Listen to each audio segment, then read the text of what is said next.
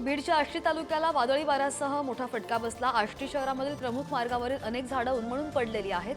विजेचे खांब सुद्धा कोसळलेले आहेत आणि त्यामुळे शहर आणि परिसरातील विद्युत पुरवठा विस्कळीत झाला। ग्रामीण भागात अनेक घरांवरील पत्रे उडून गेले। अकोल्याच्या बाळापूर तालुक्याला मुसळधार पावसाने झोडपलं। पावसामुळे जनजीवन विस्कळीत झालं असून रस्त्यांना नद्यांचं स्वरूप आलं। अनेक ठिकाणी झाडं कोसळली। मात्र हा पाऊस शेतीसाठी उपयुक्त असल्यामुळे बळीराजा सुखावलेला आहे।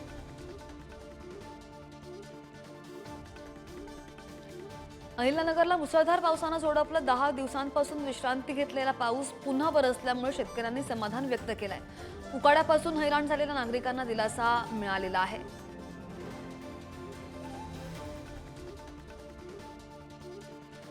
अहिल्यानगर जिल्ह्यामधील कर्जतमध्ये जोरदार पावसाने हजेरी लावली। विजांच्या कडकडाटासह पावसाने चांगलंच झोडपून काढलं। सतत पडणाऱ्या पावसामुळे खरीप पिकांचं मात्र नुकसान झालंय। जळगाव शहरासह परिसराला मुसळधार पावसाने झोडपलेलं होतं आणि विजांच्या कडकडाटासह झालेल्या पावसामुळे नागरिकांची तारांबळ उडाली। मात्र खरीप हंगामाच्या अनुषंगाने जोरदार पावसामुळे पेरणीसाठी शेतकऱ्यांना फायदा सुद्धा होणार आहे। वाशिम जिल्ह्यामध्ये मृग नक्षत्राच्या मुहूर्तावर अनेक वादळी वाऱ्यासह अनेक भागांमध्ये हलका मध्यम स्वरूपाचा पाऊस पडला। पावसामुळे वातावरणामध्ये गारवा निर्माण झाला, तर खरीप पेरणीला वेग येणार असल्यानं शेतकऱ्यांच्या आशा सुद्धा पल्लवित झालेल्या आहेत। जालन्यामध्ये वादळी वाऱ्यासह जोरदार पावसाने हजेरी लावली होती। पावसाच्या आगमनामुळे वातावरणामध्ये गारवा निर्माण झालेला असून नागरिकांना उकाड्यापासून दिलासा मिळाला। शेती मशागतीची कामं खोळंबण्याची शक्यता असल्यामुळे शेतकरी चिंतेत आहेत।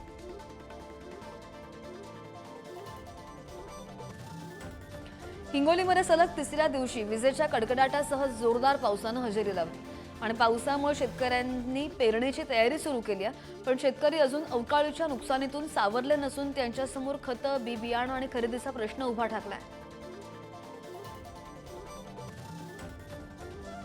भंडाऱ्यामध्ये अनेक भागात वादळी वाऱ्यासह पावसाने हजेरी लावली। अनेकांच्या मातीच्या घरांवरील छतं उडून गेली आणि त्यामुळे घरात ठेवलेलं अन्नधान्य सुद्धा भिजून गेलंय।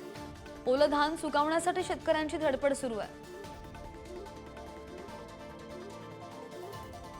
यवतमाळमध्ये वादळी वाऱ्यामुळे शेतकऱ्यांचं प्रचंड नुकसान झालेलं आहे। मंत्री इंद्रनील नाईक यांच्या पत्नी मोहिनी नाईक यांनी नुकसानग्रस्त भागाची पाहणी केली। 1 तास झालेल्या वादळी वाऱ्यामुळे केळी पीक जमीनदोस्त झालेलं आहे। शेतकऱ्यांनी नुकसान भरपाईची मागणी सुद्धा केली आहे। अमरावतीमधील दर्यापूर तालुक्यामध्ये ढगफुटी सदृश्य पाऊस झाला। यामुळे शेतामध्ये मोठ्या प्रमाणामध्ये पाणी साचलंय। रामतीर्थ गावात वादळी वाऱ्यामुळे झाडं उन्मळून पडलेली आहेत आणि यासह अनेक घरांचं नुकसान झालेलं आहे। नुकसानग्रस्तांनी भरपाईची मागणी केली आहे। कर्नाटकमध्ये निपाणीजवळ तवंदी घाटामध्ये ढगफुटी सदृश्य पाऊस बरसला आणि त्यामुळे घाट माथ्यावरील पाणी महामार्गावर आलं। त्यामुळे वाहतूक काही काळ विस्कळीत झालेली होती। एसईबीसी वर्गामधून सुरू केलेल्या भरती प्रक्रियेला स्थगिती देण्यास उच्च न्यायालयाने नकार दिलेला आहे आणि त्याचसोबत आरक्षणास स्थगिती देण्यास सुद्धा उच्च न्यायालयाने नकार दिलाय। त्यामुळे पुढील सुनावणी आता 18 जुलैला होईल। काँग्रेसकडून 12 ते 14 जूनला राज्यभर मशाल मोर्चा काढला जाणार आहे। निवडणूक आयोगाची विश्वासार्हता कमी झाल्याच्या पार्श्वभूमीवर राज्यभर मशाल मोर्चा काढून जनजागृती करण्यात येणार असल्याची माहिती काँग्रेसचे नेते मोहन जोशी यांनी दिली आहे।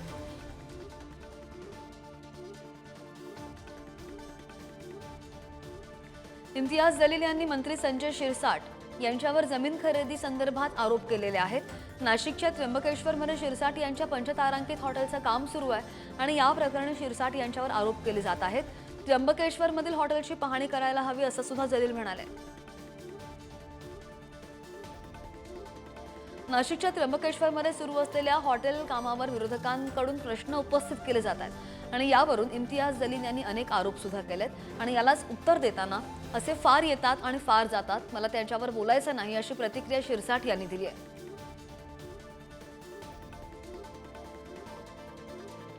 गिरगाव आणि दादर परिसरात रात्रीतून पुन्हा ठाकरे कुटुंबियांचे बॅनर्स पाहायला मिळाले। यावेळी राज ठाकरे आणि आदित्य ठाकरे या काका पुतण्यांचे एकत्रित फोटो असलेले वाढदिवसाच्या शुभेच्छांचे बॅनर्स पाहायला मिळत आहेत। ठाकरेंच्या शिवसेनेचे परेश तेलंग यांनी हे बॅनर्स लावले। मुंबईमध्ये शिवसेना भवनाबाहेर आदित्य ठाकरे आणि राज ठाकरे यांच्या वाढदिवसाचे बॅनर्स लावण्यात आल्याचं पाहायला मिळत आहे। ठाकरेंच्या शिवसेनेकडून आदित्य ठाकरे आणि राज ठाकरे यांना वाढदिवसाच्या शुभेच्छा देण्यात आल्या।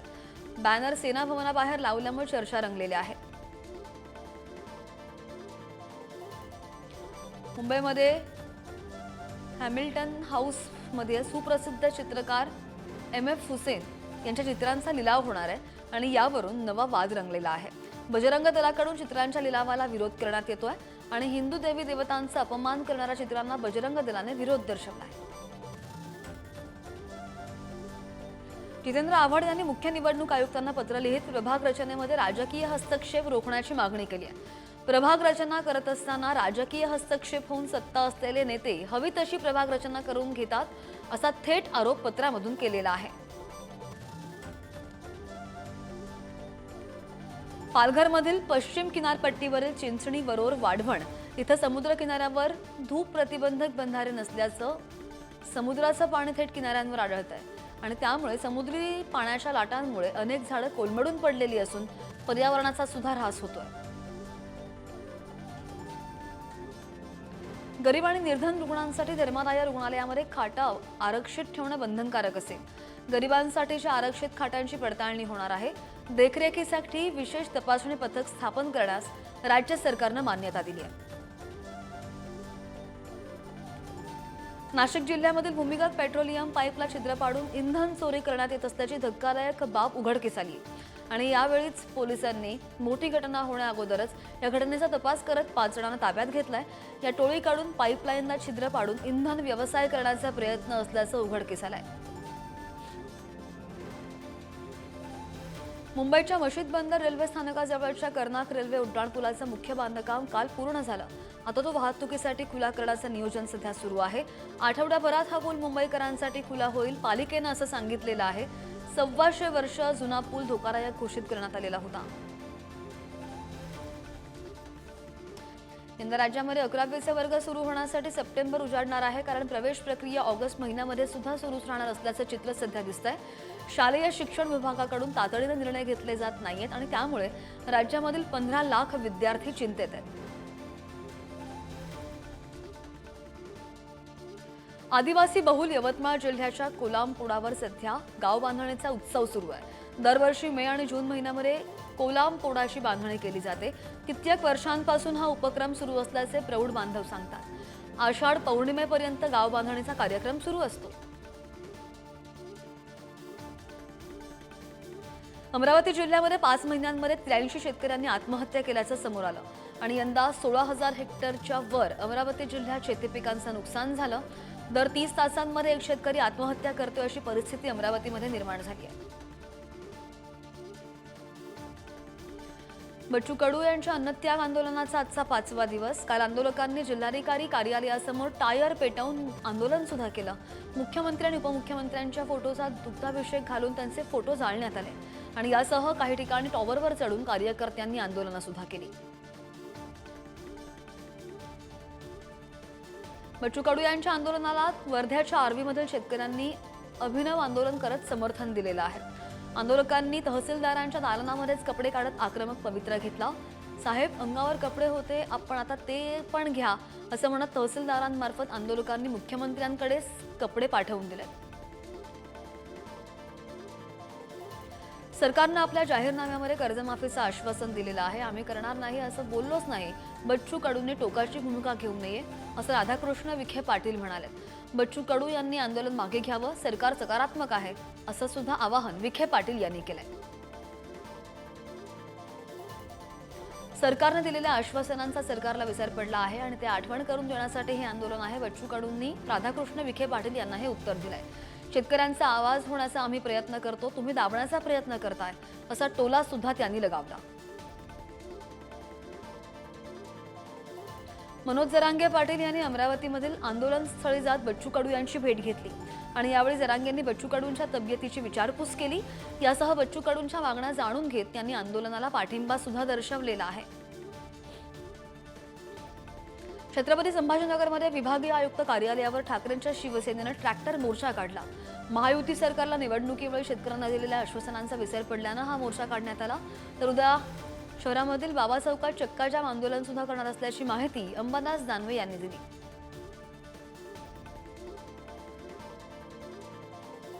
घसरणीनंतर चांदीच्या दरामध्ये पुन्हा 2200 रुपयांची वाढ झालेली आहे. चांदीचे दर आज 1,07,200 रुपयांवर पोहोचलेत, तर सोन्याच्या भावामध्ये 200 रुपयांची घसरण होऊन 96,000 रुपयांपर्यंत सोनं आलेलं आहे.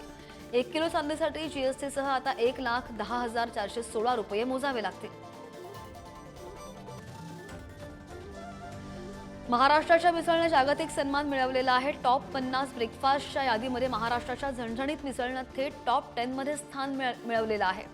सुप्रसिद्ध फूड गाईड टेस्ट ॲटलास यानं नुकतंच एक यादी प्रसिद्ध केली आणि त्यामध्ये मिसळसह छोले भटुरे आणि पराठाचा सुद्धा समावेश आहे. नागपूरमधील चौकांमध्ये वाहतूक सिग्नलवर मराठीमध्ये सूचना लावण्यात आलेल्या आहेत.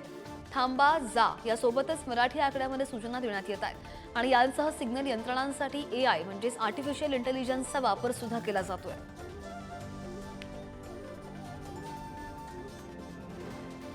परिवहन मंत्री प्रताप सरनाईक यांनी पंढरपूरमध्ये विठ्ठल रुक्मिणी मातेचं दर्शन घेतलं आणि यावेळी त्यांना शाल आणि विठ्ठल रुक्मिणीची मूर्ती देऊन त्यांचा सत्कार करण्यात आला. यावेळी राज्य परिवहन महामंडळाचे अधिकारी यांच्यासह मान्यवर पदाधिकारी सुद्धा उपस्थित होते. आषाढी यात्रेसाठी एसटी महामंडळाकडून 5,200 विशेष गाड्या सोडल्या जाणार आहेत. विविध आकारांमधून विविध गाड्या सोडण्याचं नियोजन केलं गेलंय आणि वारीसाठी राज्यभरातून लाखो भाविक पंढरपूरला येत असतात. याच भाविकांसाठी एसटी महामंडळाने विशेष सोय केल्याची माहिती परिवहन मंत्री सरनाईक यांनी दिली आहे. बेळगावच्या ककमरी इथं एका तरुणानं आत्महत्या केली. नोकरीच्या आमिषाने 60 लाख रुपयांचा गंडा घातल्यानं तरुणाने हे टोकाचं पाऊल उचललेलं आहे. त्याने डेथ नोटमध्ये तिघांची नावं लिहून आत्महत्या केली आहे. या प्रकरणाचा पोलिसांकडून सध्या शोध सुरू आहे. गोवंडीमध्ये धक्कादायक प्रकार घडलेला आहे. एका डॉक्टरने तपासणीसाठी आलेल्या 16 वर्षीय मुलीचा विनयभंग केला आणि या प्रकरणी गोवंडी पोलिसांमध्ये डॉक्टर विरोधात गुन्हा दाखल झालेला आहे. उल्हासनगर जवळच्या आळशेडे गावामधील गावकरी आक्रमक झाल्याचं पाहायला मिळालं, कारण गावामध्ये टोळक्यानं धारदार शस्त्र घेऊन पसरवलेल्या दहशतीविरोधात त्यांनी विठ्ठलवाडी पोलीस ठाण्यासमोर ठिय्यास दिला. या टोळक्यानं केलेल्या हल्ल्यामध्ये एका महिलेसह तरुण जखमी झालेला होता.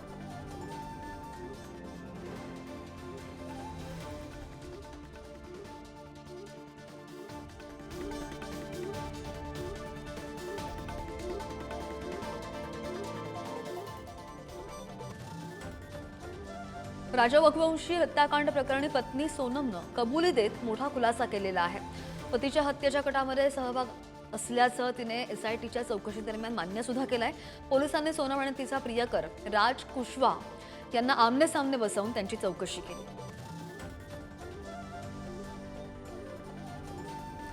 राजा रघुवंशी हत्याकांड प्रकरणामधील आरोपी सोनम रघुवंशीच्या भावाने राजा रघुवंशीच्या आईची भेट घेतली. या भेटीमध्ये भाऊ गोविंद बहीण सोनमच्या कृत्यावर संताप व्यक्त केला. मी स्वतः ही केस लढणार आणि बहिणीला फाशीची शिक्षा होण्यासाठी प्रयत्न करणार असं आश्वासन यावेळी गोविंदाने राजाच्या आईला दिलं. मध्य प्रदेशमध्ये अहिल्याबाई होळकर विमानतळावर राजा रघुवंशी हत्याकांडातील आरोपीला एका प्रवाशाने कानशिलात लगावली. पोलीस आरोपीला घेऊन जात असताना विमानतळावर ही घटना घडली आणि या संपूर्ण घटनेचा व्हिडिओ समाज माध्यमांवर व्हायरल होतोय. राहुल गांधी यांनी पंतप्रधान नरेंद्र मोदींना पत्र लिहिलं. दलित, अनुसूचित जमाती, EBC, OBC आणि अल्पसंख्याक समुदायातील विद्यार्थ्यांसाठी असलेल्या निवासी वसतिगृहाची अवस्था दयनीय असल्याचं पत्रामध्ये सांगण्यात आलंय. वसतिगृहांची स्थिती सुधारण्याची राहुल गांधी यांनी पत्रामधून पंतप्रधान मोदींकडे मागणी केली. कर्नाटकचे मुख्यमंत्री सिद्धरामय्या यांची एकूण 100 कोटींची मालमत्ता जप्त करण्यात आली आहे. कोट्यावधी रुपयांच्या कथित मुडा घोटाळ्यामध्ये सिद्धरामय्या यांच्याशी संबंधित एकूण 92 मालमत्ता जप्त करण्यात आल्याची माहिती आर्थिक गैरव्यवहार प्रतिबंध कायद्याअंतर्गत ईडीने ही कारवाई केली आहे. देशभरात एसीचं किमान तापमान 24 अंशांवर ठेवलं जावं यासाठी नियम करण्याचा सरकार विचार करत आहे आणि त्यामुळे दरवर्षी 20 अब्ज युनिट विजेची बचत होऊ शकेल. याशिवाय लोकांचं आरोग्य सुद्धा चांगलं राहील. ऊर्जा मंत्री RK सिंह यांनी ऊर्जा बचतीला प्रोत्साहन देण्यासाठी विशेष अभियान सुरू केलंय. अमरनाथ यात्रेसाठी कर्तव्यावर जाणाऱ्या 1200 BSF जवानांची ट्रेन प्रवासामध्ये गैरसोय झालेली होती आणि या प्रकरणी रेल्वे कर्मचाऱ्यांचं निलंबन झालेलं आहे. खराब ट्रेन असल्यामुळे जवानांनी ट्रेनमध्ये प्रवास करण्यास नकार दिलेला होता. दरवाजे खिडक्या तुटलेली अस्वच्छ ट्रेन जवानांना प्रवासासाठी उपलब्ध करून दिलेली होती. देशामध्ये कोविड बाधितांचा आकडा 7,000 वर पोहोचलेला आहे. मागील 24 तासांमध्ये 306 नव्या रुग्णांची नोंद झालेली आहे. 6 जणांचा मृत्यू झाला आहे. कोविडच्या रुग्णांमध्ये वाढ दिसत असून केंद्र सरकारने देशभरातील रुग्णालयांमध्ये मॉकड्रिलची व्यवस्था सुद्धा केलेली आहे. राजस्थानमधील जयपूरमध्ये एका भरधाव ट्रक आणि जीपची समोरासमोर धडक झाली आणि अपघातामध्ये लग्न करून परतणाऱ्या वधूसह 5 जणांचा मृत्यू झाला. नवरदेवासह 8 जण गंभीर जखमी झाले आणि त्यानंतर पोलिसांना माहिती कळवत ग्रामस्थांनी बचाव कार्य सुरू केलं.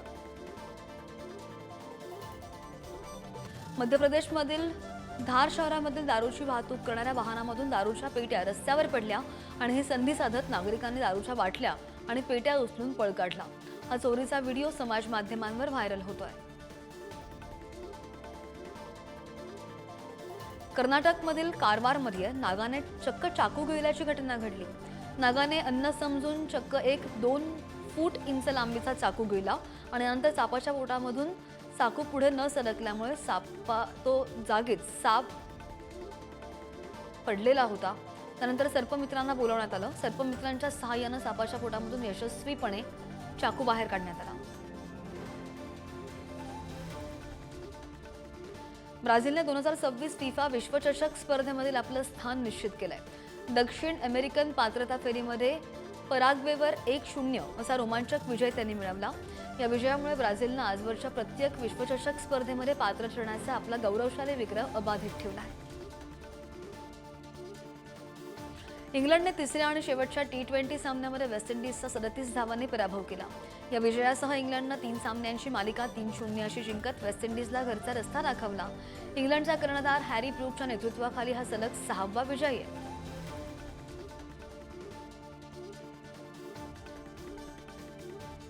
कसोटी चॅम्पियनशिपच्या फायनल लढतीमध्ये गतविजेत्या ऑस्ट्रेलियानं पहिल्या दिवशी 5 गडी गमावून 190 धावा केल्या.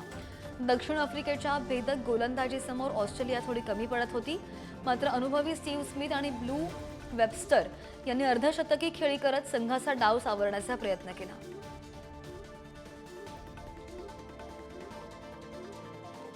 ऑस्ट्रेलियाचा दिग्गज फलंदाज स्टीव्ह स्मिथनं एक मोठा विक्रम आपल्या नावे केलाय. ऑस्ट्रेलियाचे माजी कर्णधार रिकी पॉन्टिंग यांच्या सर्वाधिक आयसीसी फायनल खेळण्याच्या विक्रमाशी बरोबरी केली आणि आतापर्यंत सर्वाधिक आयसीसी फायनल खेळण्याचा विक्रम रोहित शर्मा आणि विराट कोहली यांच्या नावावर आहे.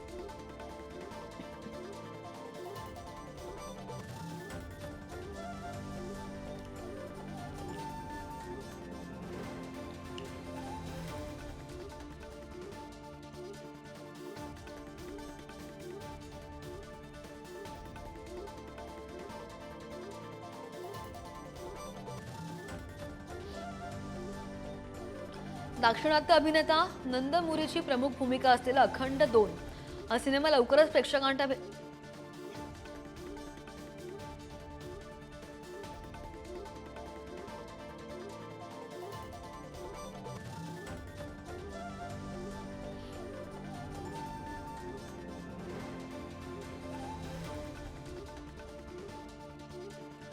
विवेक अग्निहोत्री यांच्या द दिल्ली फाईल्स या सिनेमाचं नाव बदलून द बंगाल फाईल्स करण्यात आलंय. येत्या 5 सप्टेंबरला प्रदर्शित होणाऱ्या या सिनेमाचे अभिषेक अग्रवाल आणि पल्लवी जोशी निर्माते आहेत. 1940च्या दशकामध्ये बंगालमध्ये घडलेल्या दंगलींवर या सिनेमाचं कथानक आधारलेलं आहे. वॉर 2 साठी दाक्षिणात्य सुपरस्टार ज्युनियर NTRने डबिंगला सुरुवात केली आहे. व्हायरल व्हिडिओमध्ये तो स्टुडिओमध्ये डबिंग करताना पाहायला मिळतोय आणि चित्रपटामध्ये NTR सोबत ऋतिक रोशन आणि कियारा अडवाणी सुद्धा दिसणार आहे. या सिनेमात भरपूर ॲक्शन, धडकी भरवणारे स्टंट सुद्धा असतील. प्राईम व्हिडिओवरील पंचायत सीझन 4चा ट्रेलर नुकताच रिलीज झालेला आहे आणि या लोकप्रिय ग्रामीण विनोदी सिरीजच्या नवीन सीझनमध्ये नीना गुप्ता, रघुबीर यादव सारख्या दिग्गज लोकप्रिय कलाकार प्रेक्षकांचं मनोरंजन करणार आहे. हा सीझन 24 जून पासून 240हून अधिक देशांमध्ये प्रदर्शित होईल.